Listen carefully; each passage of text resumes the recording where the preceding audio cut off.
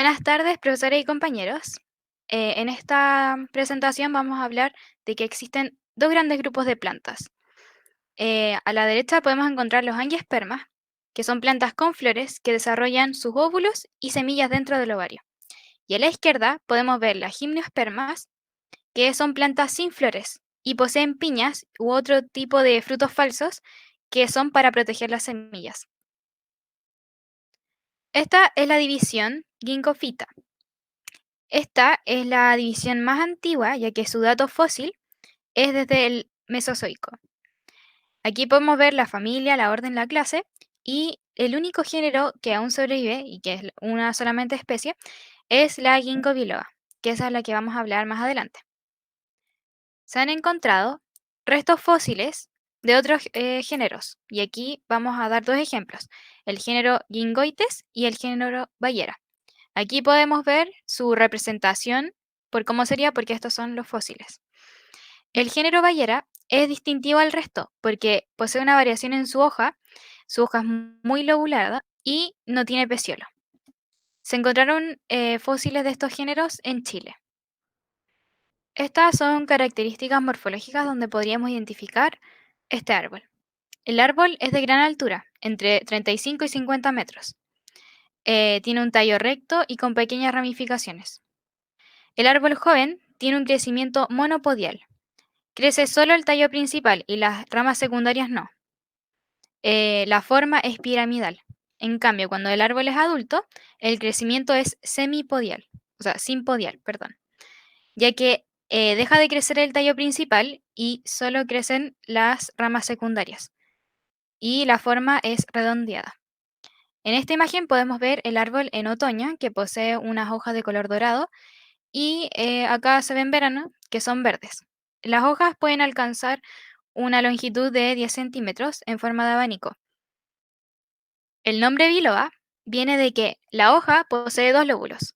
Aquí lo podemos ver la diferencia. Y también este árbol es conocido como portador de esperanza o árbol de la vida, porque en Japón cuando cayeron las bombas nucleares, el único árbol que estuvo en pie fue el Ginkgo biloba.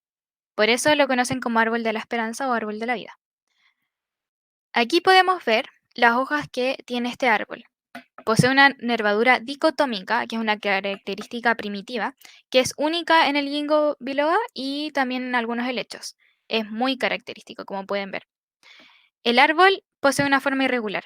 Esto se debe a que esta rama se llama macroblastos, que son las ramas más grandes, como estas.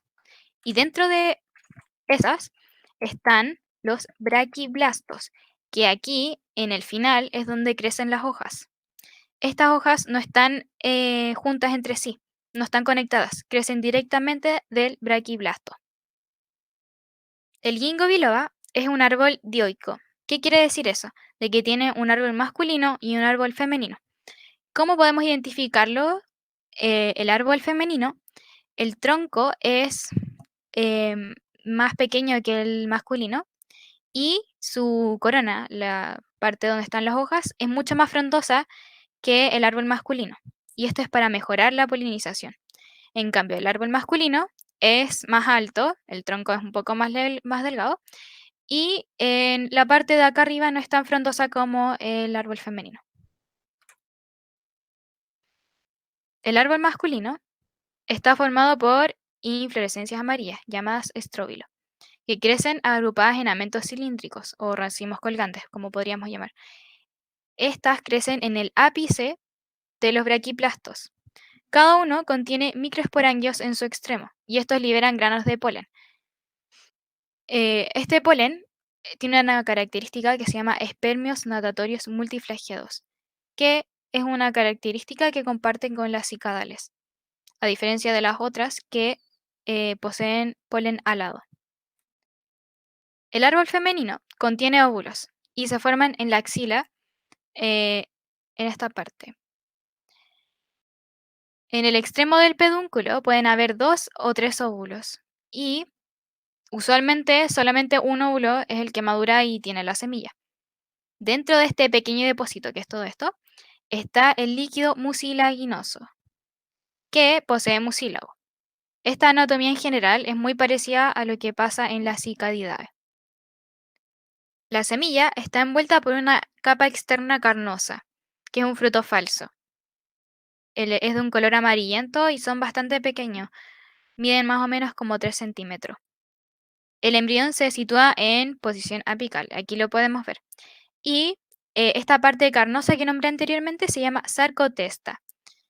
Luego está la esclerotesta, que está fuera de la semilla, y la endotesta, que está al lado de la esclerotesta. Aquí está el embrión, como dije, y los dos cotiledones. Bueno, ahora vamos a hablar sobre las diferencias en el óvulo dentro de los distintos grupos de gimnospermas.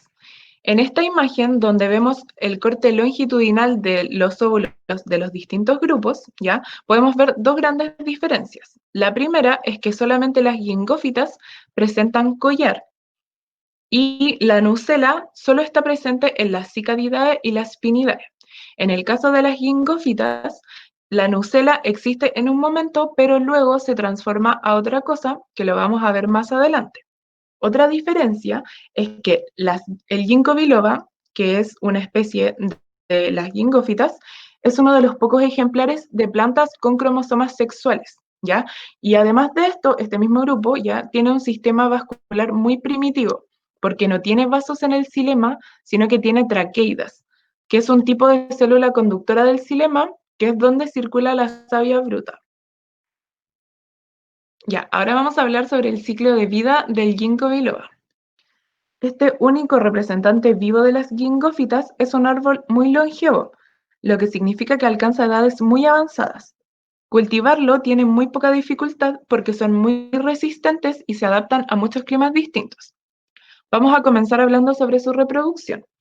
Pasan muchos meses desde la polinización a la fecundación y de la fecundación a la germinación. Son 5 meses que pasan desde la polinización a la fecundación y lo mismo entre esta etapa y esta etapa. Sobre la polinización, esta es anemófila, que significa que se poliniza a través del viento. El polen es muy abundante en la primavera. Cuando ocurre la polinización, el óvulo se adhiere a la gota mucilaginosa, ya la que se retrae e introduce el polen hacia el ovario. La germinación ocurre en condiciones favorables, que son temperaturas y humedades sin escarcha. ¿Qué significa sin escarcha? Que tienen que ser temperaturas sobre los 0 Celsius.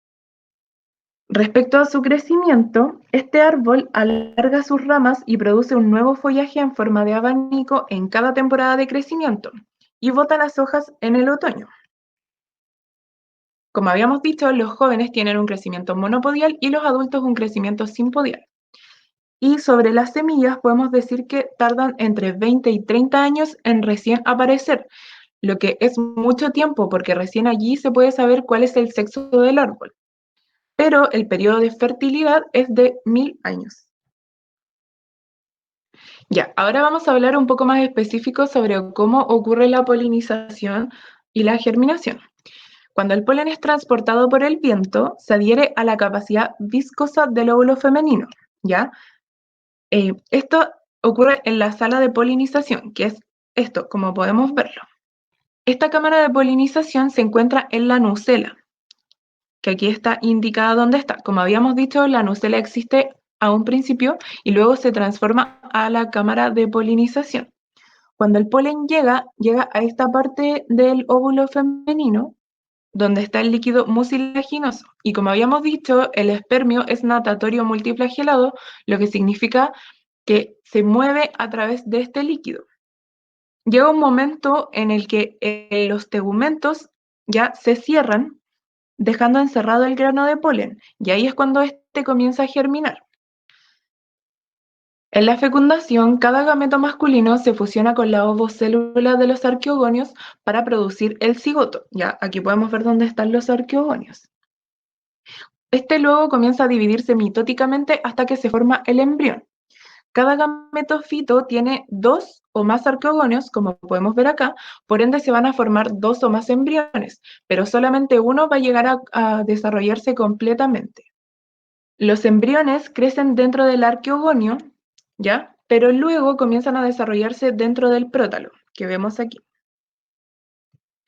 El embrión del ginkgo biloba presentan de 2 a 3 cotiledones. Ya en este caso de esta imagen podemos ver 2, y aquí vemos las capas que tiene cada uno, como ya había explicado mi compañera. Aquí tenemos también una imagen de una semilla partida de la mitad, donde podemos ver el embrión con los cotiledones y el prótalo. Luego, esta semilla es protegida por un fruto falso, como vemos acá, que como habíamos dicho, emite un olor muy desagradable porque contiene ácido butírico. Pero esto hace que algunas aves quieran comerse este fruto falso, se sienten atraídas por el olor, y eso sirve para que cuando se coman el fruto, las semillas pueden llegar a otro lugar distinto para luego que pueda crecer un nuevo árbol de ginkgo biloba en otro lugar más lejano. Y como detalle importante, podemos decir que estos crecen por más de 200 años. Ahora vamos a hablar sobre la distribución de esta especie. Primero vamos a decir que su hábitat es en elevaciones de hasta 1100 metros sobre el nivel del mar. Se suele encontrar de forma natural en bosques de hoja ancha y caduca. Esta especie es nativa de China y años atrás existía también en Asia, en Europa y en América. En América se extinguió hace 7 millones de años y en Europa hace 3 millones más o menos. Ya existía en el Mesozoico y el Jurásico debido a que se han encontrado muchos registros fósiles desde esa época. De hecho, acá podemos ver uno de una hoja del ginkgo biloba. También se creía que este árbol ya era un alimento para los dinosaurios herbívoros. Acá podemos ver un dibujo del ginkgo biloba con los dinosaurios. Y también se cree que este orden fue un puente entre las plantas inferiores y las angiospermas. Ahora vamos a hablar sobre sus usos. ¿Ya? Primero que nada, se cultiva en muchas partes del mundo. Su uso ornamental se debe generalmente en zonas de clima cálido. Se cultiva como bonsái debido a sus hojas y el particular color que toman en otoño, que es como un color dorado.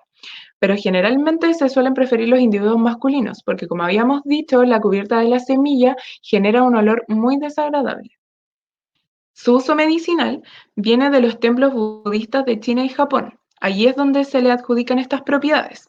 Sus frutos y hojas se usan para enfermedades cardiovasculares y pulmonares.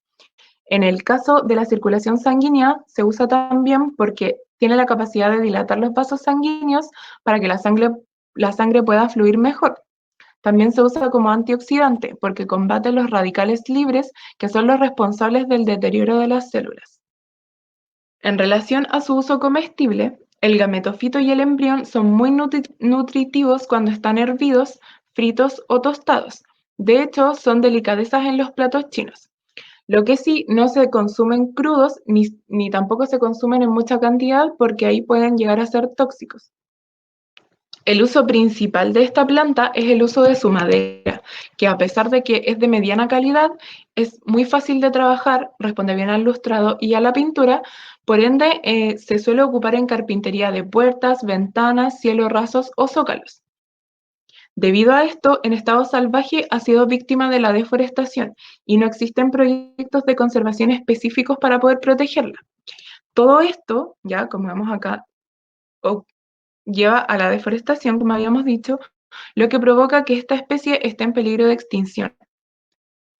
Vamos a hablar ahora sobre las diferencias que tiene este grupo con otros grupos de gimnospermas. En el caso del intervalo entre polinización y fertilización, en las Cicadidae ocurre entre 3 y 4 meses. En las gingófitas, como habíamos visto, se demora 5 meses en ocurrir esto, en las Pinidae de 12 a 15 meses y en el otro grupo de 10 a 15 horas. En relación a la función que tiene el tubo polínico, en las Cicadidae y en las gingófitas, su función es fijar la cámara polínica y nutrir. En cambio, en las Pinidae y las Netidae, su función es el transporte de las células espermáticas, ya que como habíamos visto, estos dos grupos tienen los espermios sin flagelos, por ende no son móviles. De hecho, esta es otra diferencia, que en las Cicadidae y en las Gingófitas aquí sí son móviles, entonces pueden transportarse por sí solos. Por eso no tienen la necesidad de tener como función del tubo polínico transportarlas. Y por último, la polinización, en el caso de las Gingófita y las Pinidae, sí es anemófila, o sea, por viento. En cambio, los otros grupos tienen otro mecanismo para poder transportar su polen. Muchas gracias por su atención. Hasta que llega la presentación. Esperamos hayan comprendido todo y cualquier duda o consulta pueden acercarse a nosotros.